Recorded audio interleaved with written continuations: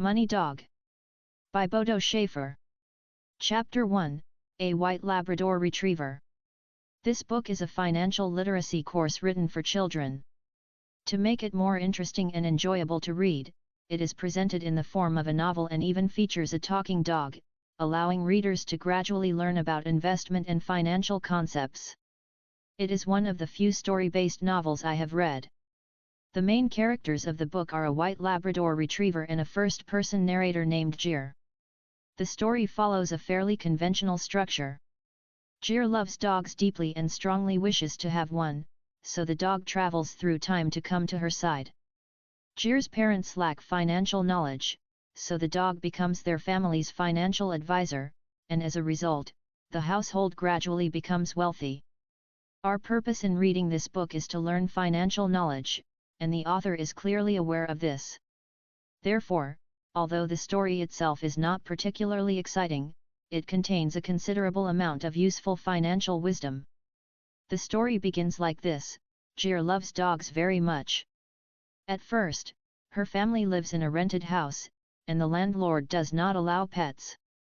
Later, Jir's parents buy a large house, giving her her own personal space and providing the basic conditions needed to raise a dog. However, because of the house purchase and an unfavorable economic environment, her parents often argue about the mortgage and even feel that buying the house was a mistake. This reminds me of the current housing situation in China. On average, each person has about 38 square meters of living space. In first-tier cities, a family of 3 would need around 100 square meters. At a price of 80,000 RMB per square meter, with a 30% down payment and a 25-year mortgage of around 6 million RMB, the monthly repayment would be about 30,000 RMB. Earning 30,000 RMB per month already places someone among the elite, let alone having to pay that amount every month. Assuming a typical loan burden ratio of 60%, a monthly salary of around 50,000 RMB would be required.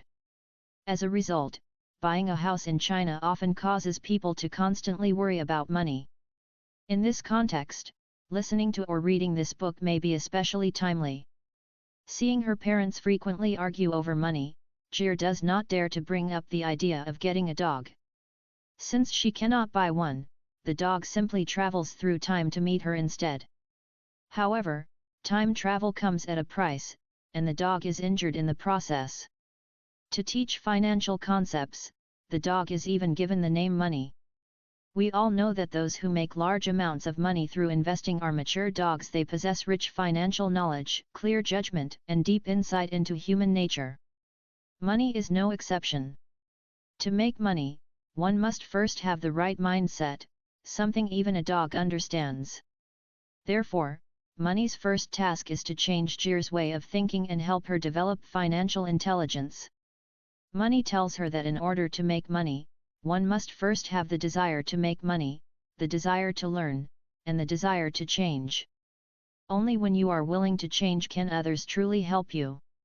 Money is not the most important thing in life, but without money, you will be controlled and constrained by it. So how can one change their mindset? Money advises Jir to first write down 10 reasons why she wants to become wealthy. This reflects what is often called the path of least resistance in investing, starting with actions that encounter the least inner resistance and focusing first on tasks that are easiest and most comfortable to do. Naturally, Jir follows Money's advice. If you believe that human financial intelligence must be higher than a dog's and wonder how anyone could possibly listen to a dog's advice, then congratulations, you are extremely intelligent, and there is no need to read further. She writes down 10 wishes she hopes to fulfill after becoming wealthy, also known as a wish list. So what will the dog teach Jir next? To find out what happens next, please read the next chapter.